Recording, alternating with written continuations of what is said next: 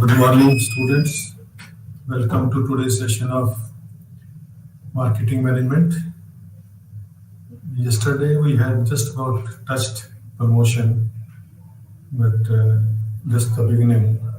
Today we will discuss it in more detail, and then we'll try to touch upon the other aspects of the marketing mix.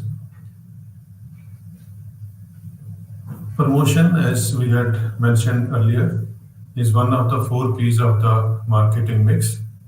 It's basically concerned with the communication which the suppliers, marketeers have with the existing customers or the potential customers.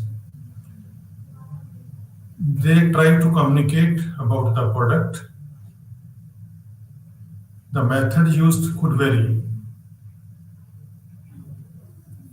Those elements are called, taken together as promotion mix, just like a marketing mix has 4 P's, promotion mix has 4 components: advertising, publicity, personal selling, and sales promotion.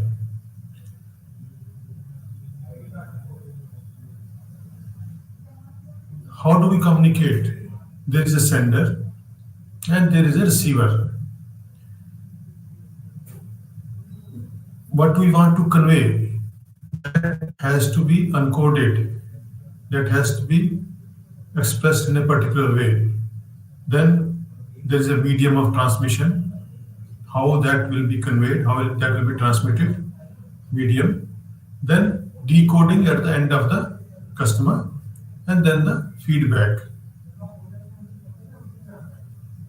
What happens is that in the process of encoding and decoding, or in the transmission, there could be transmission loss. There could be some problem in the encoding, what we want to say, the way we want to say, may not be interpreted or decoded in exactly the same way by the receiver.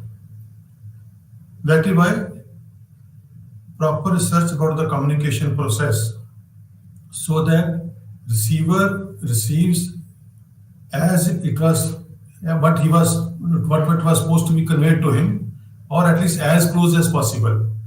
100% may not be possible, but as close as possible should be conveyed.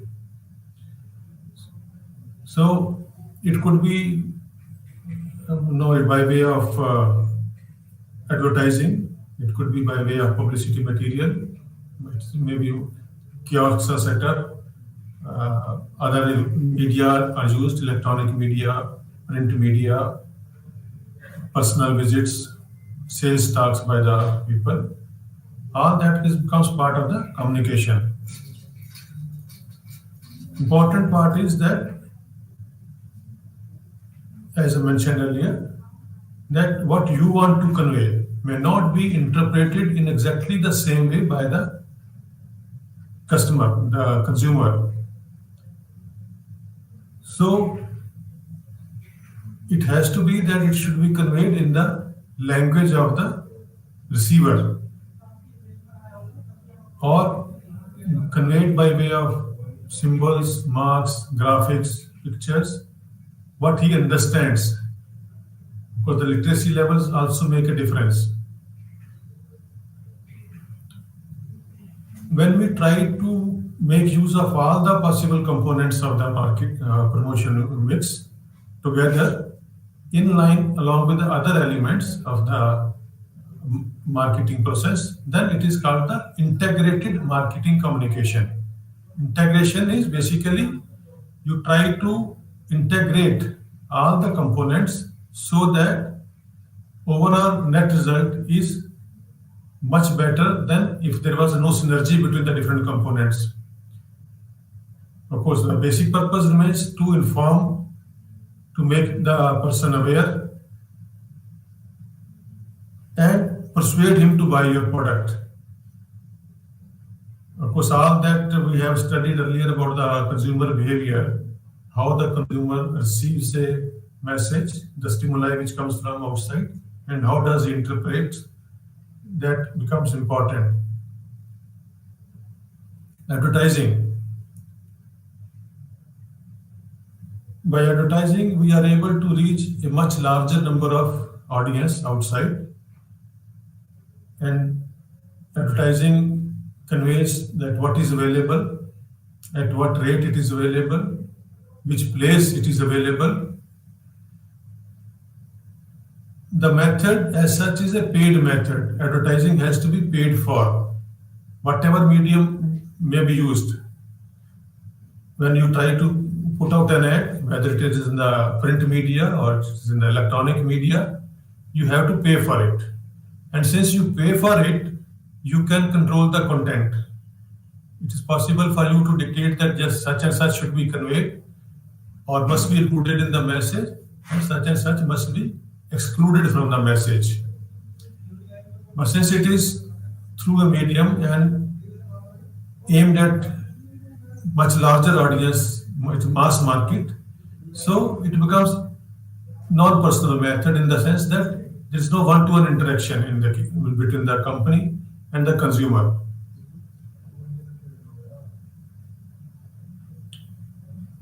Of course, it is not that you will be able to improve sales just by advertising, though it is the objective that sales should be improved, but it has to be with reference to the different elements of marketing mix. And the result which is obtained from the advertising may not be immediately available. It may be available in the long run, but of course, it may also depend upon the adopted method. These days, with the social media, it is maybe possible that the dissemination of what is sought to be conveyed is much faster than it used to be earlier. But still, there may be time lag between the conveying of the message and to see the results arising from that. Of course, advertising creates awareness, informs the customer, it creates knowledge about your brand, and if the customer already has a positive attitude about your product, it reinforces that and precipitates, induces him to buy the product. And it helps in building up a positive image of the company, the producer.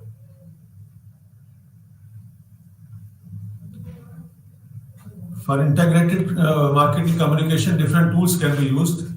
It could be media. Media could be newspapers, magazines, TV, radio. Direct marketing by mails, email, telephone. Of course, these days you keep getting messages on the WhatsApp or even the calls on the mobile, which are meant for the public at large. Or earlier, it used to be brochures, home shopping shows, and all. Of course, they have reduced in terms of the direct marketing mode.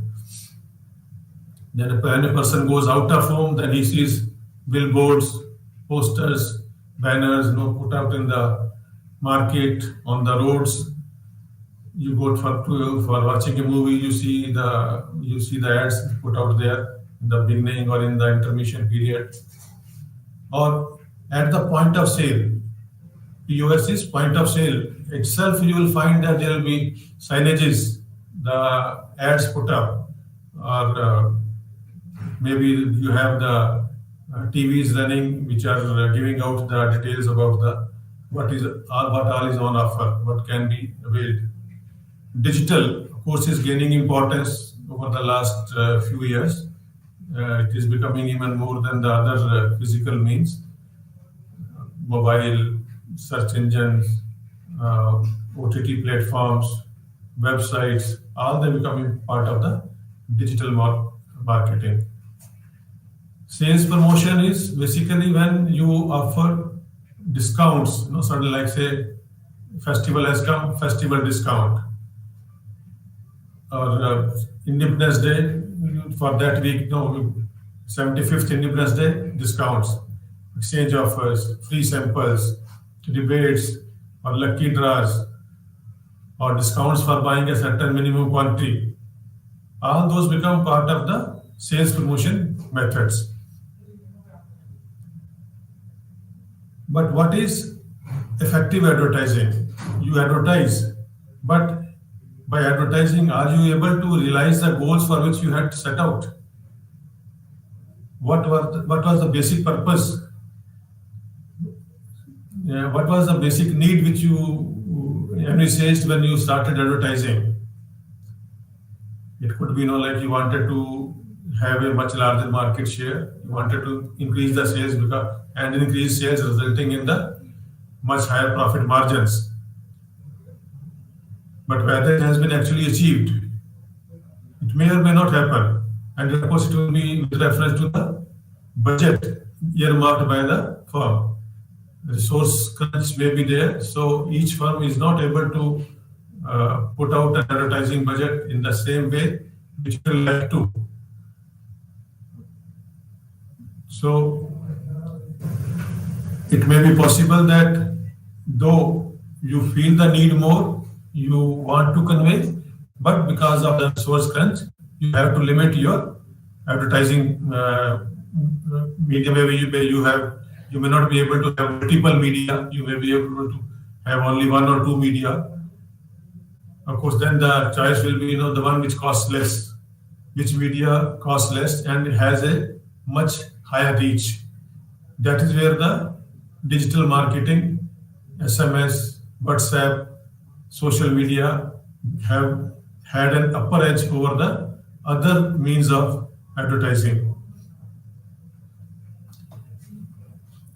Important point is that it should be in the language which the audience understands, and it should have a more meaningful reach, and it should be credible. It is not just putting out an ad. If you put out an ad and the customers don't believe what you are saying, then there is no point. So if the advertising lacks credibility, then the basic purpose is not achieved. People may go through, people may read, but people may not react the way it was intended to.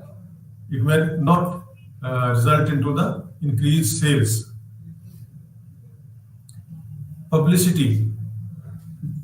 In the normal parlance, we use it interchangeably, but basic difference between publicity and advertising is that publicity is not paid for.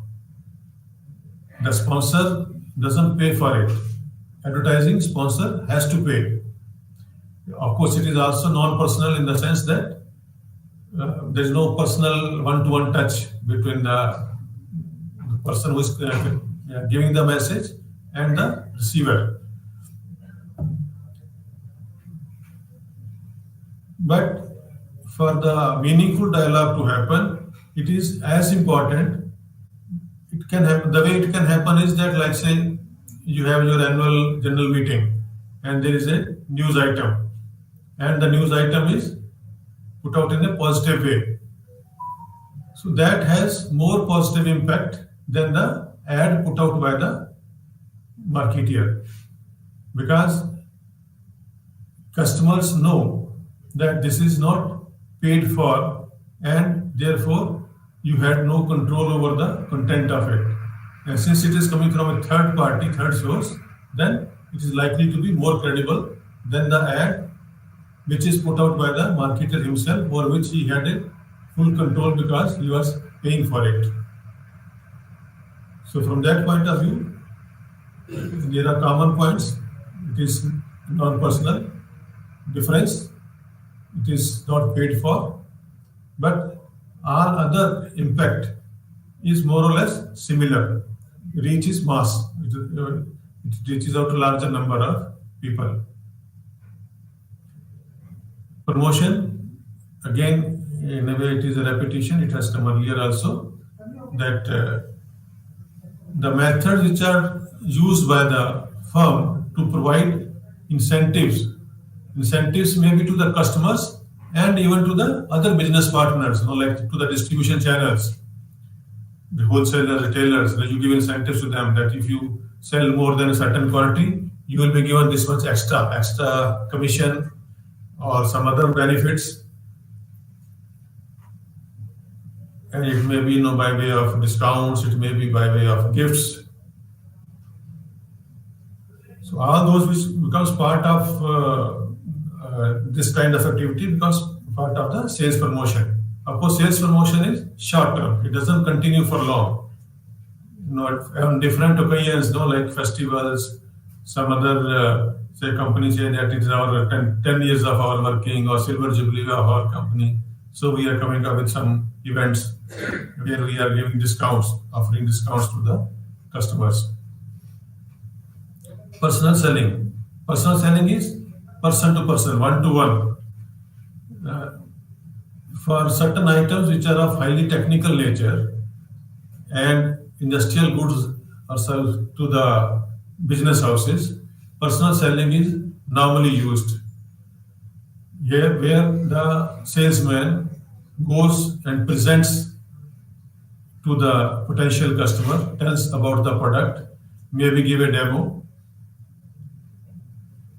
and makes the person familiar, clarifies doubts of the customer at the site itself immediately.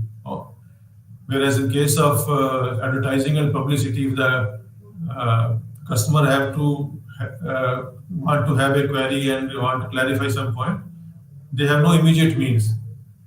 They may be able to write to customer care or call the customer care number. But in case of personal selling, this can be answered immediately by the person who has come to sell the product. And therefore, the results in personal selling, if the salesperson is good caliber, results are much better. But why personal selling is not the preferred mode is because effort involved is much higher. The expenses involved are much higher. Reach is limited. A person on his own may be able to cover maybe 5-6 customers in a day, at the most 8-10, not more than that. So comparatively, if you see all the four components of the promotion mix, we find that positive point about advertising is that it has a mass reach, which is a large number of people, and since it is paid for, marketer has a control over what will be conveyed, and per unit, per contact, it is less expensive. But putting out an ad is not easy. It costs quite a lot of money. So that becomes a limitation of the advertising. And since it is one way from marketer to the consumer, there are no means of knowing the reaction of the customer. It's hard to measure the results achieved from that. Publicity is similar. It is mass reach, inexpensive, but limitation is that there is no control over the message. And cost may be there, though you are not directly paying for it, but there may be hidden costs.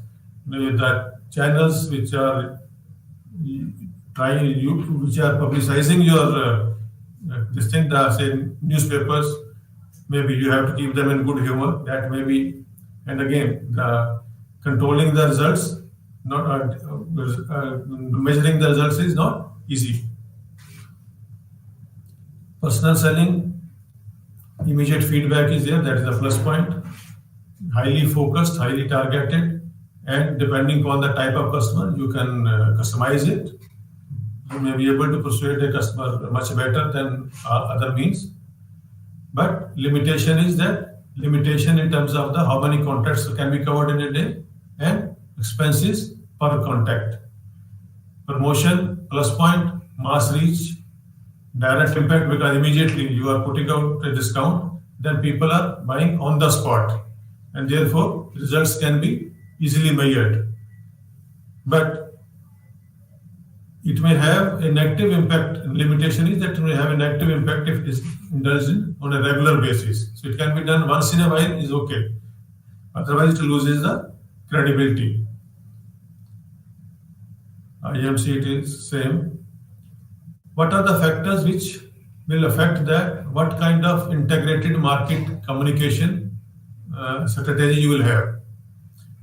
Of course, which kind of product or service you are advertising, that will be this thing. What is your target group, the market segment which you are targeting, their characteristics, their geographical characteristics, their demographic characteristics, what we had talked of in consumer behavior, overall budget which the company has, the product life cycle stage of the product, and like we had talked of that at different stages of the product life cycle, the combination may have to be changed.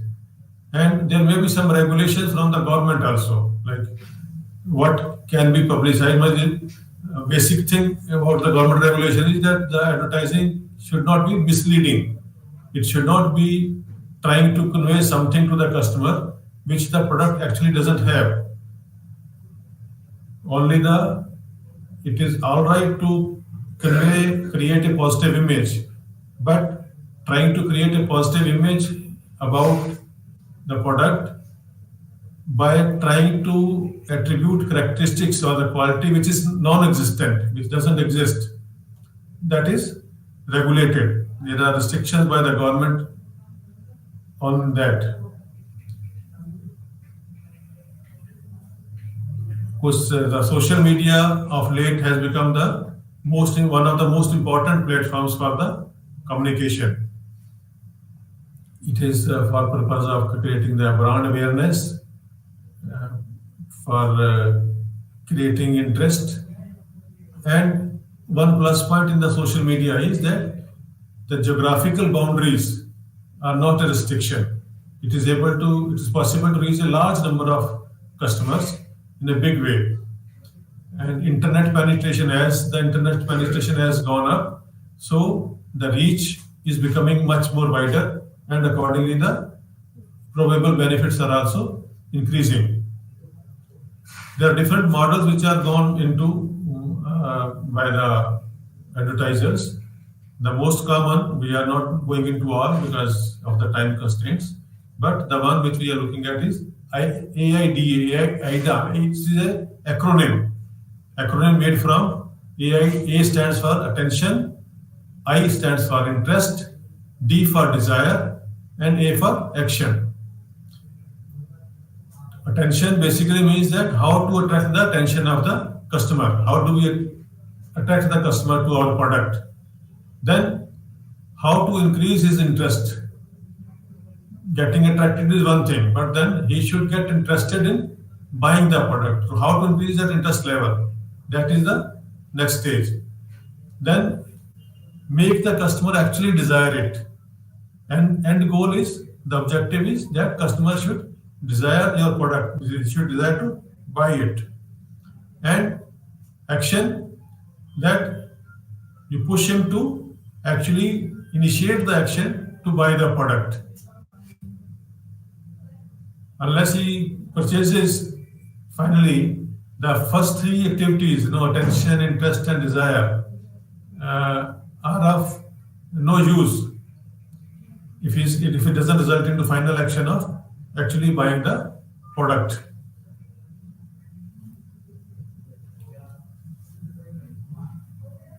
Now, if you have to decide an advertising campaign, what are the questions one must ask? The advertiser has to ask, the company has to ask. So what should be done? The first thing to be decided is what to be said. Now, what to say and to whom it is to be said, how to say it, what will you like to convey, to whom you will like to convey, and how will you convey. That is, then how often you should be doing it. In the case of communication, it has to be repeated. Saying one time doesn't register. So how often you should be doing it? Where it should be conveyed, and how much will you be willing to spend for doing that. To make these decisions, you need to choose a particular theme, or in that theme you will convey what is to be conveyed. Then decide about the target audience, decide about the frequency, and do a sales analysis, and accordingly decide the budget level. How it will be done? For theme or the copy, you do the positioning studies. We have talked the positioning of the product. We do the studies to find out the perception in the mind of the consumer. Whom to convey? You will have to decide which particular market segment you should be targeting. Like say, suppose you are trying to advertise a sports product, sports shoes, or say any particular sports gear. Then what will be the best place where you should be advertising? Sports magazines, sports channels on the TV.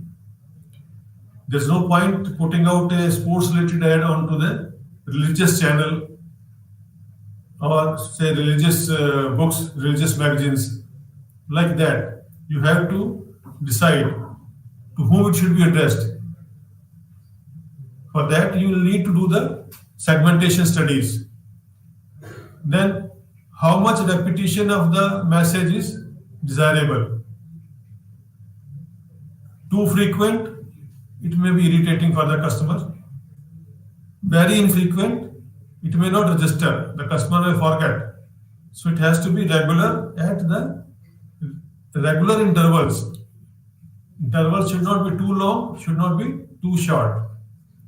And of course, you may have to think in terms of the different marketing models to be able to find out how much budget is good enough.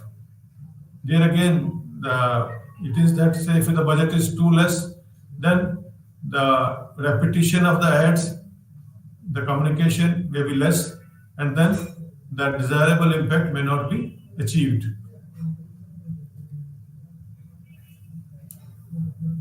Because the final result is that how much you have been effective in your advertising. You may put out a very good ad, but if that advertisement does not result in the bringing more sales and higher profits, then definitely the effectiveness of that advertising is low. It may not be zero, but it is definitely going to be low. So you have to have some feedback about the how to measure the effectiveness. There are means of doing that. We will not be able to go into details of that today, but it is possible and it is required that company finally measures the effectiveness of the advertisement put out by it.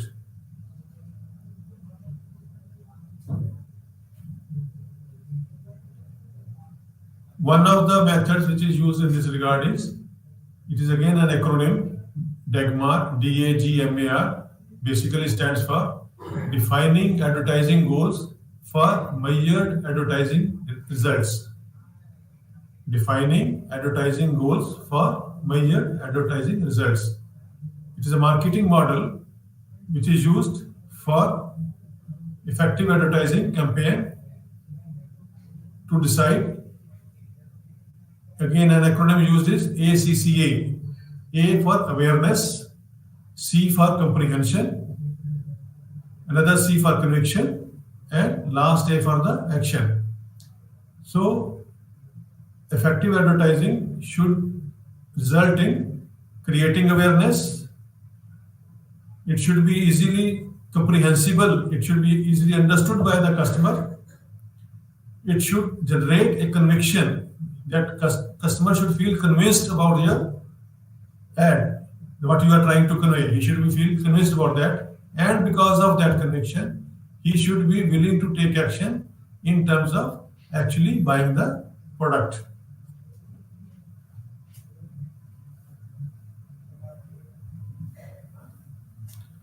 Two goals of that. One is that these specific ACCA steps, they should be accomplished, and the result of that should be possible to measure the success against a specific baseline, against a yardstick. It can be done in two ways: pre-testing, post-testing. Like you put out an ad, before you put out an ad, you do some testing, or after that ad has been put up, you do it subsequent to that also.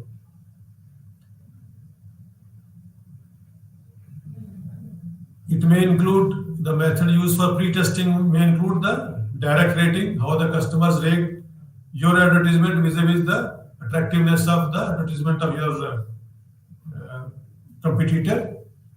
Portfolio test, how good is the recall, whether the customer is able to recall your product, and with reference again to the your competition, and whether this recall is with the help of some aid by helping you, trying to help you remember it, or without that, it easily recall, or it may be based on some laboratory tests. Post-testing is basically recognition, that you say give an ad in an advertisement, show it to the customer, take the magazine away, and then ask him to recall what was there in the advertisement. A certain percentage may be able to say that yes, they have been able to note it, and others say that yes, they have been able to associate with it. They have seen it, and then if it is possible that they have read it and most of them are able to recall it, then it is very effective. Fourth P of the marketing management, distribution management, place. We had used the term place. Basically, it is distribution management. Distribution provides three utilities: place utility, time utility, and possession utility. Like when you want it, it is produced some other place, but it is available at a place where you want it. So it creates the place utility. It is made available at the time that you want it, time utility. You take hold of it, you possess it, and then you feel good about it. That is the possession utility. So all those activities which are undertaken for creating this time, place, and possession utility in goods is part of the distribution management.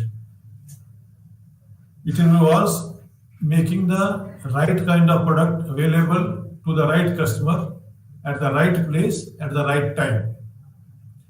That is why distribution is effective only if it is able to be available, the product is made available to the customer when he actually wants it. If it is not available at the time, he may go for your competitor's product. Like a small example, particularly for the items which are we buy in routine manner. We have seen an ad and we go to the nearby shop, retail shop, and we ask for that particular product. He says, no, it is not in the stock. Then immediate reaction will be that what is the substitute available? You will go for the substitute. So distribution becomes important because if it is not available at the right place at the right time when the customer actually needs it, it loses its utility. There are channels.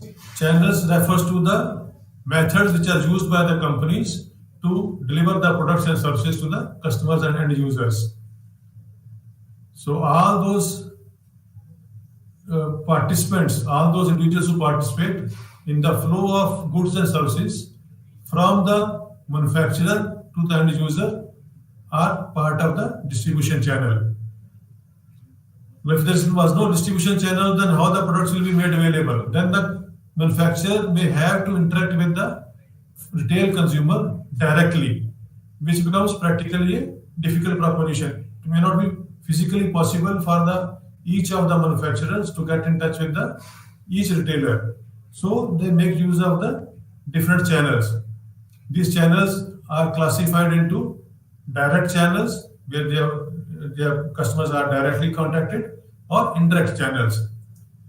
Direct channels where the customer is directly contacted. There's no middleman. There's no middleman involved. There's no intermediary involved, and directly the customer is being contacted. It may involve through the postal services, these days through the internet marketing, door-to-door selling. You find that some certain salesmen will come home selling you the goods, door-to-door selling, and company will have its own showrooms where the products can be had. If more than one channel, there are more than one intermediary, one or more intermediaries used by the manufacturer, then that becomes indirect channel because the customer is being contacted through that particular intermediary. It may be only one level channel. It may be not just manufacturer, retailer, consumer. It may be two level, where it is manufacturer, wholesaler, retailer, and then the customer. It could be even three when you have a agent, wholesaler, retailer, consumer. Three different levels involved. So in these intermediaries can be an individual, it can be a group, it can be an agent, it can be an organization. And those middlemen could be further divided into the agents and the merchant middlemen. Agent middlemen and the merchant middlemen. Agent middlemen, they work on commission basis. They do not take the ownership of the product. They sell your product, but they charge what is called the facilitation fee or commission, by whatever name it is called. Merchant middleman actually buys your product, stores it, and then makes it available to the consumer through the resale. By reselling, wholesaler, retailers, they become the merchant middleman. And since they are merchant middlemen, they actually charge at the rate at which they buy. They do a markup, no certain percentage, 5%, 10%, depending upon the type of product and how much margin they can enjoy, which becomes their profit. What it costs them to buy the product, they will have a markup, some additional amount they will be added, and then it will be sold to the final customers. The wholesalers do the work of assembling the product, dispersing the product, storing the product, transportation, financing, risk taking, sorting the products, packaging the products. All these activities are undertaken by the wholesaler, and by undertaking all these activities, he relieves the manufacturer of the product from the responsibility of the undertaking all these products. If there was no wholesaler, no intermediary, then all those things, those activities will have to be undertaken by the manufacturer himself. Retailer is the one who actually interacts with the consumer, where the two channel level channels exist, both wholesaler and retailer are. Then retailer is the one who actually sells in the smaller lots. Wholesalers, by very name, it is very clear that he does it in larger quantities. Retailer does it in the smaller quantities. And type of retailers may include the hawkers, you have the peddlers, the departmental stores, it will be chain stores, supermarkets, ball market, etc. Then there could be warehouse retailers where they store it and sell it from the warehouses itself.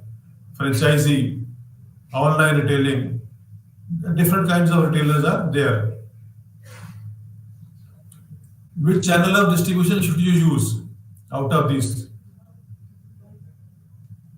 There can be many considerations. How much coverage of the geographical area you want to have? How much promotional efforts you want to make? And at what cost?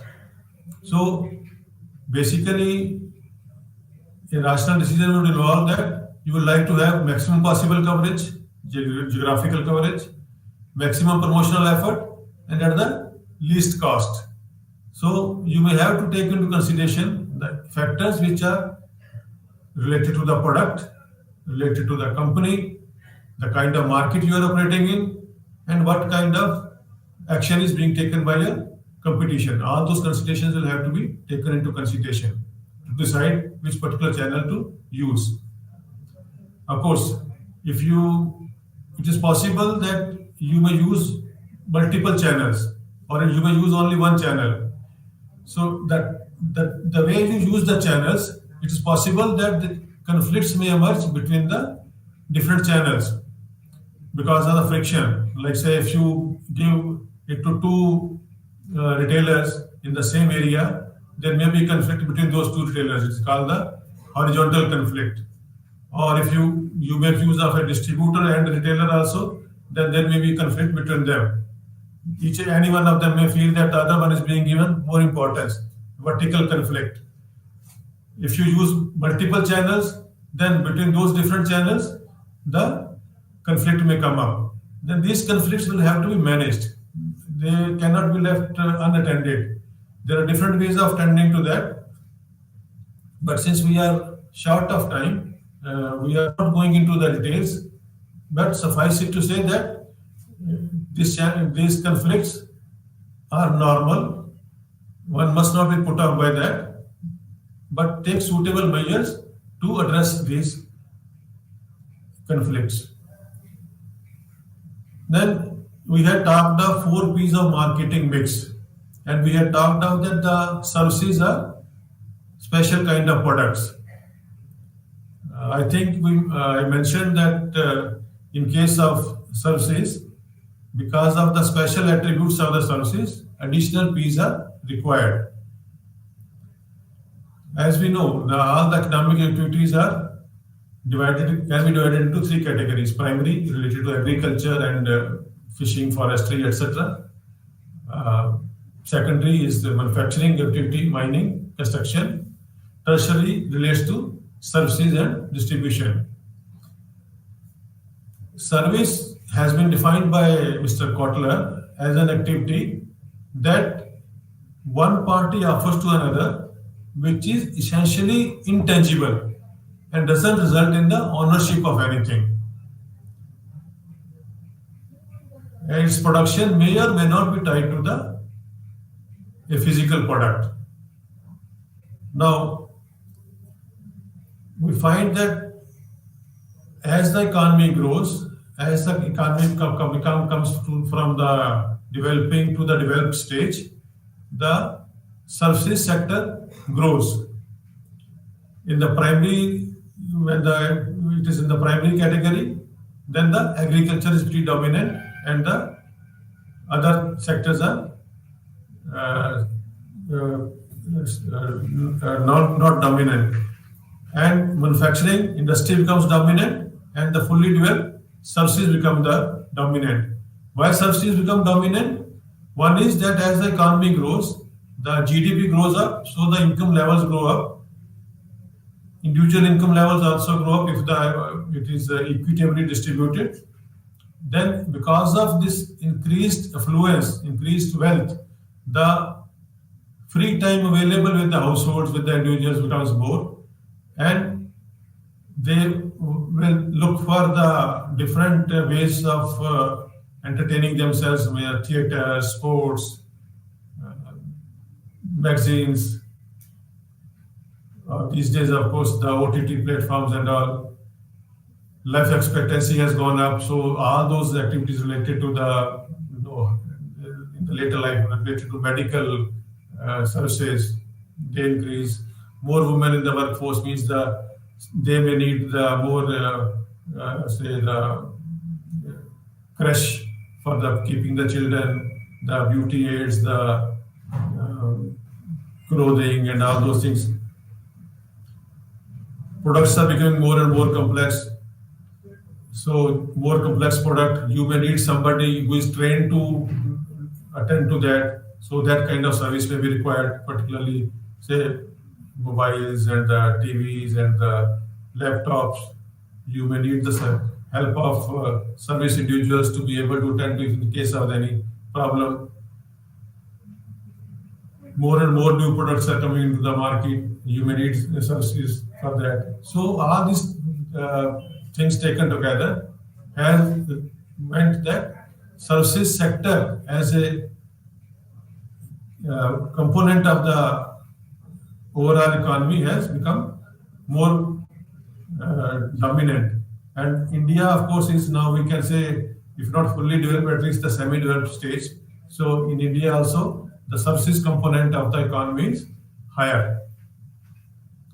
Now, what are the typical characteristics of the services which makes them distinct from the products? 5 characteristics which are there. Intangibility, we'll take them up all one by one. Inseparability, heterogeneity, perishability, and ownership. What is intangibility? Tangible means something which can be touched, which can be held. Now, when we buy a product, we take possession of it, we carry it home, so we are able to hold it. That is a tangible thing. But suppose we want to travel from point A to point B. We avail that service. What do? We avail the transportation service. But we do not get possession of the train or the, say, bus or, say, taxi, which we are using for moving. So we avail the service, but we are not able to touch it. Since this is not a physical form, therefore precise standardization of that product is also not possible, and there is no change of ownership. Like a cab driver, the cab remains with the owner. You avail the service for a particular period against a certain price. Once the service has been rendered, the price has been paid for. End of it. Ownership remains with and he looks for another customer to whom to transport. So because of the same reason, it is not possible to patent a service easily. And production and consumption, the provider and the user, they have to be available. It is not possible to separate the production from the consumption. Because of this very reason, it is not possible to keep inventory of a service. Keeping inventory means basically that you produce a product, and if there is no immediate demand, you keep it in a store and make it available to the customer when demanded by them. But in case of service, suppose a bus has a seating capacity of 60 people and there are only 30 passengers, and of course bus will move at its fixed time, particularly if it is a say road transport bus, or a train will move at a fixed time. Then that unutilized capacity, the seats which are lying vacant, that capacity goes waste. It's not possible to keep that capacity in storage. No.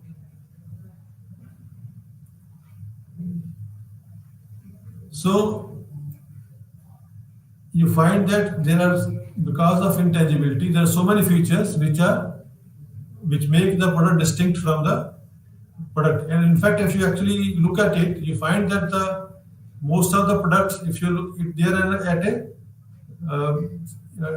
a tangent where pure service and pure product are not there. Most of the things lie in between somewhere. Like if you buy a product, you get some benefit, you drive some satisfaction. So that satisfaction is the intangible component. So we can say that those products for whom the intangible component is less will feature in the product category, and those for which the intangible component is much higher, they will feature in the service category. Inseparability. Service cannot be separated from the person who is actually providing it. A plumber comes to give you a service, he has to be physically present to do that. Or someone else who comes to attend to a particular idea or tries to provide you a service, like say in case of a cab, the cab driver has to be available to provide you the transport service.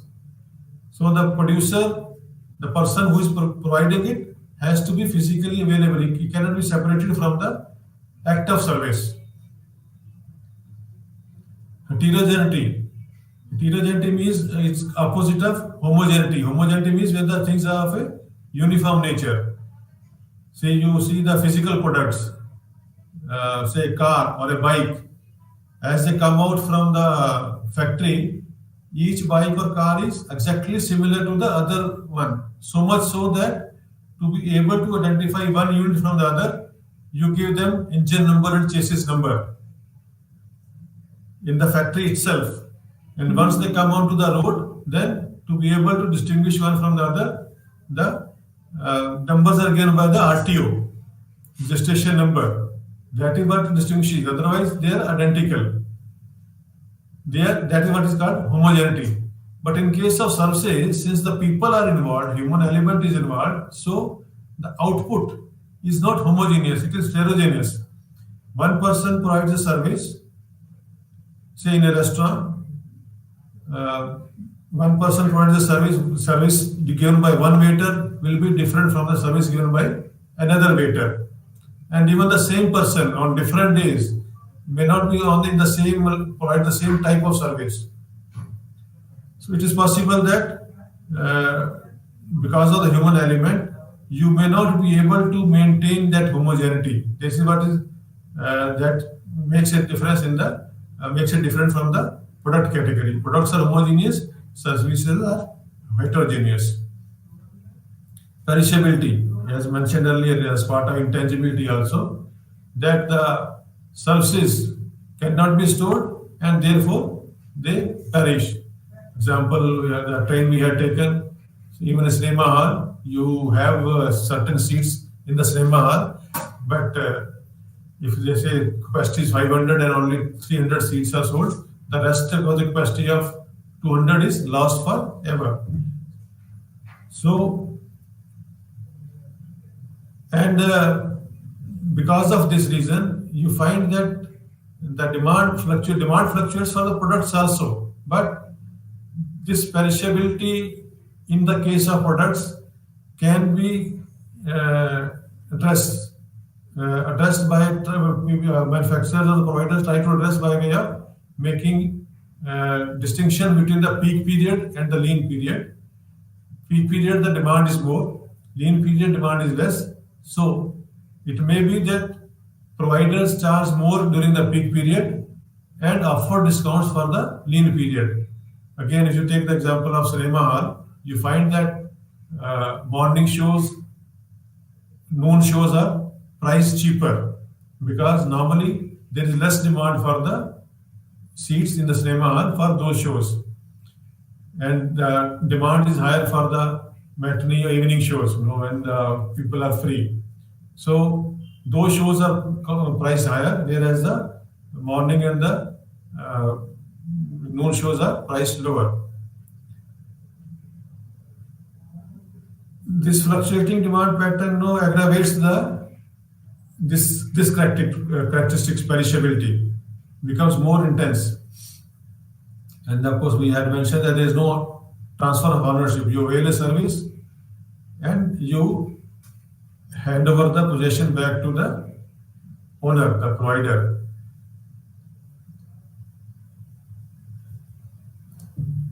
What happens because of these characteristics? What is the end result of this?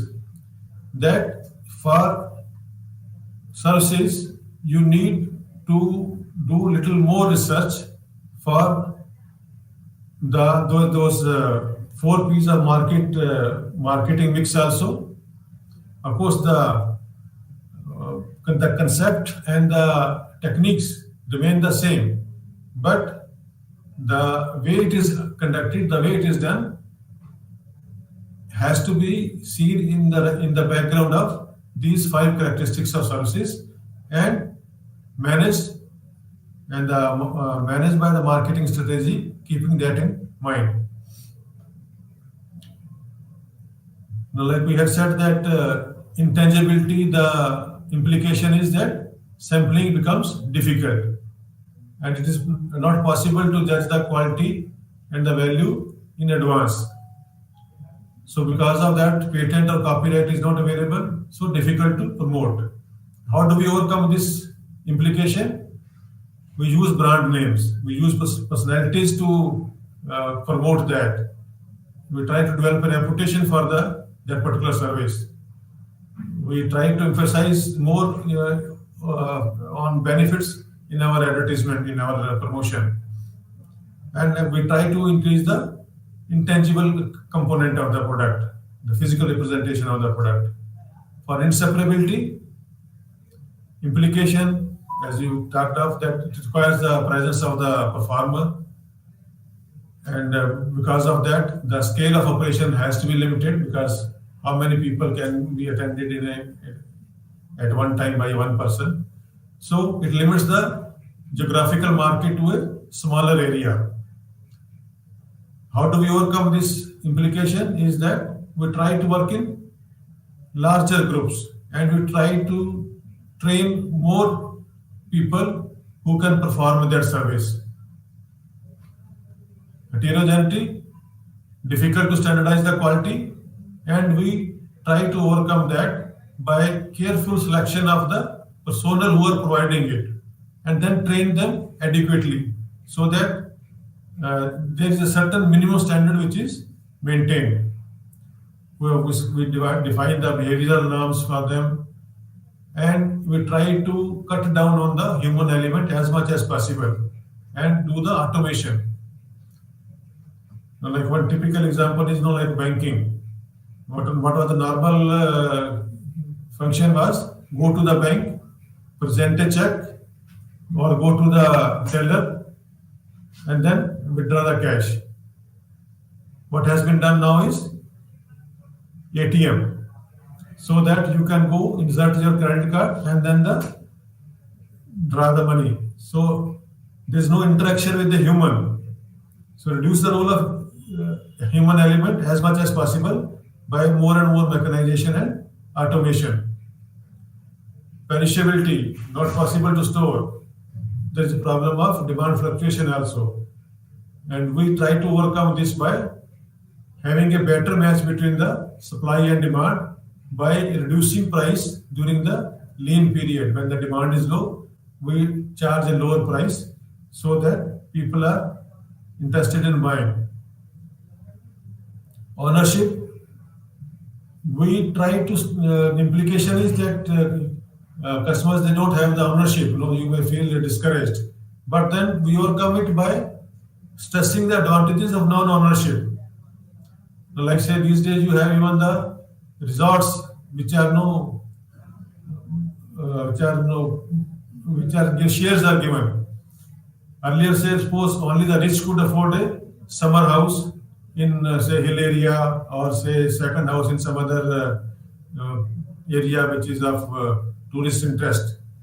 But what has come up now is that you buy the share, like for 5 days, for 10 days, you can make use of the resort against a certain payment. You take the membership, and the advantage is that you don't have to own it, you don't have to spend that kind of money, you pay only a smaller amount, and you avail the same services. You are not bothered about the safety, security, thefts and all.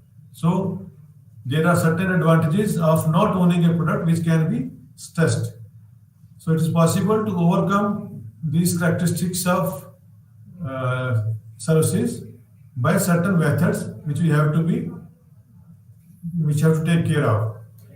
So 3 specific P's which are used over and above the 4 P's of marketing in case of services marketing are people, physical evidence, and the process. People both as a providers and people as a users. Physical evidence is when you go to say bank, you see there is a some reception counter is there. The person directs you to the particular counter. You ask him. You go to a doctor. There is a place for sitting.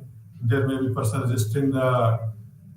You are giving you number, and then the doctor, and then the process. How actually the service is availed.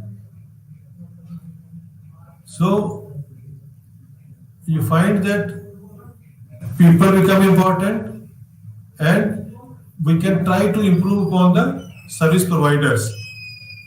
And the physical evidence again can be 2 types: peripheral evidence and the essential evidence.